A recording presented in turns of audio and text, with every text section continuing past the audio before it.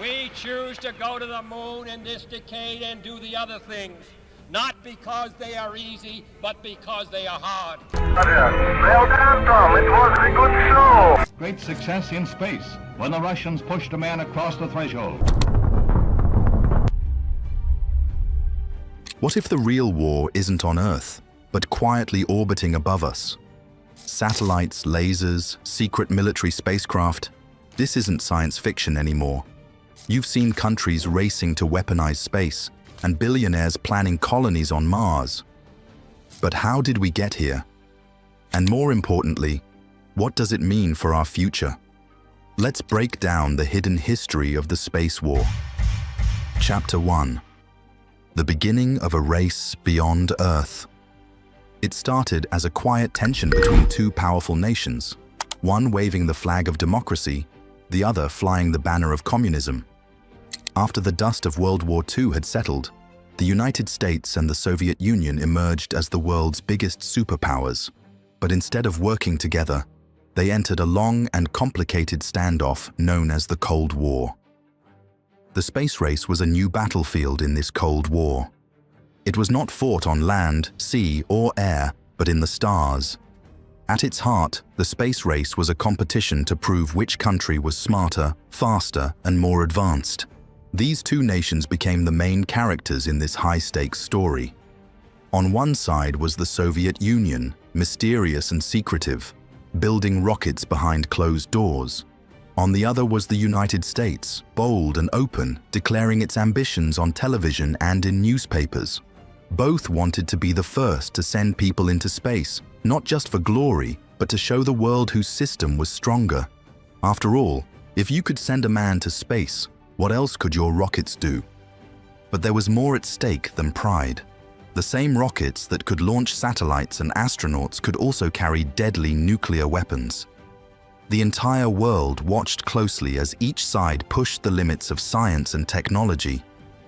Every launch, every orbit, every step taken in space was part of something bigger.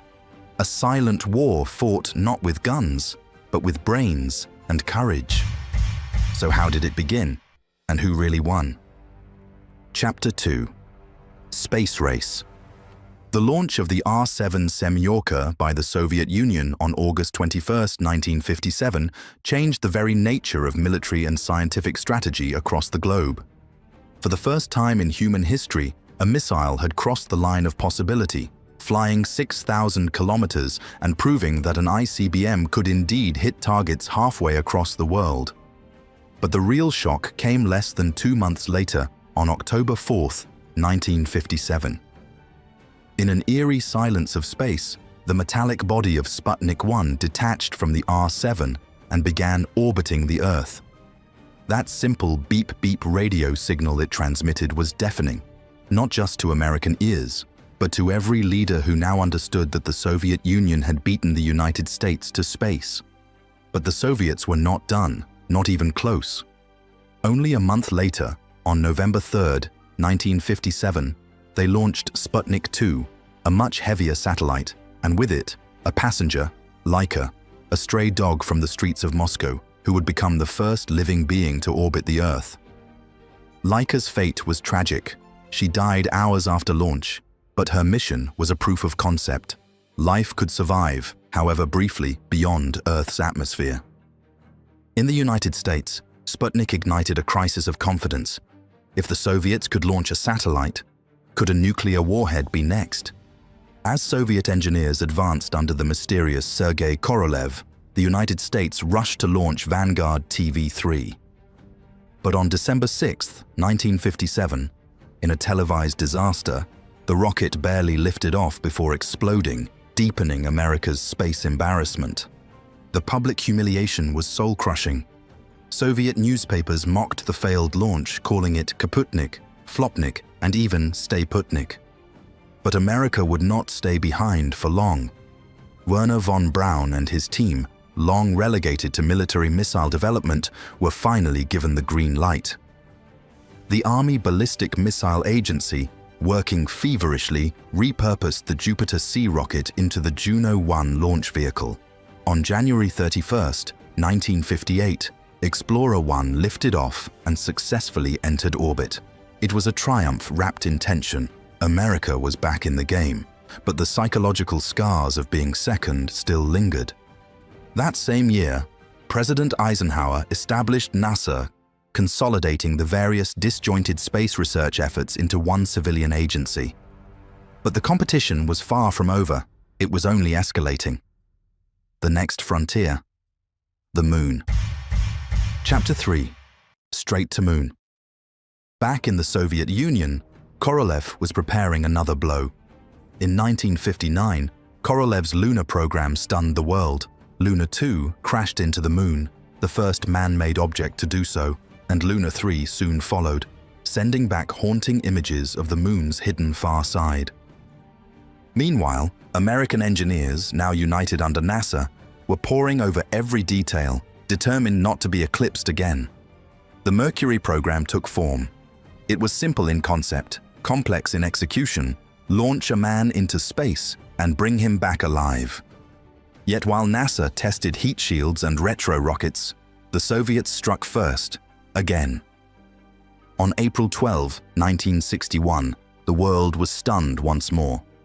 Yuri Gagarin, a 27-year-old Soviet pilot, became the first human in space.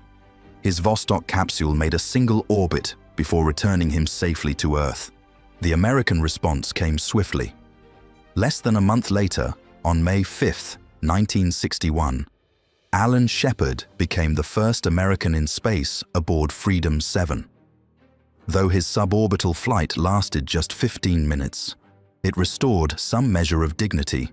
And then, in a historic speech on May 25, 1961, President John F. Kennedy raised the stakes higher than ever before. Standing before Congress, he declared that the United States would land a man on the Moon and return him safely before the decade was out. From there, progress accelerated. On February 20, 1962, John Glenn orbited Earth aboard Mercury Atlas 6, becoming the first American to complete an orbital flight. The Soviets, still leading in key milestones, sent Valentina Tereshkova into space between June 16 and 19, 1963, making her the first woman to journey beyond Earth.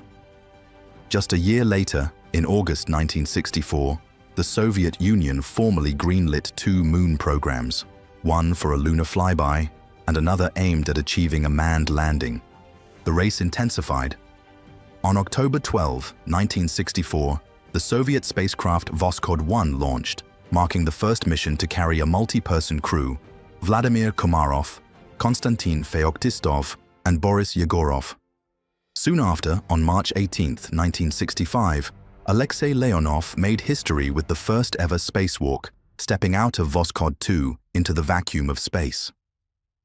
America countered quickly. On March 23, 1965, the United States launched its first multi-crew mission, Gemini 3, carrying Virgil Grissom and John Young. On June 3 of that same year, Ed White conducted the first American spacewalk during the Gemini 4 mission. By the end of 1965, the United States demonstrated another technological leap when Gemini 7 and Gemini 6 achieved the first orbital rendezvous, maneuvering their spacecraft within feet of each other. Tragedy, however, was not far behind. On January 14, 1966, Sergei Korolev, the mastermind behind the Soviet space program, died unexpectedly, dealing a significant blow to the Soviet space effort. Still, exploration continued. On March 16, 1966, Gemini 8 achieved the first successful space docking when Neil Armstrong and David Scott latched onto an Agena target vehicle.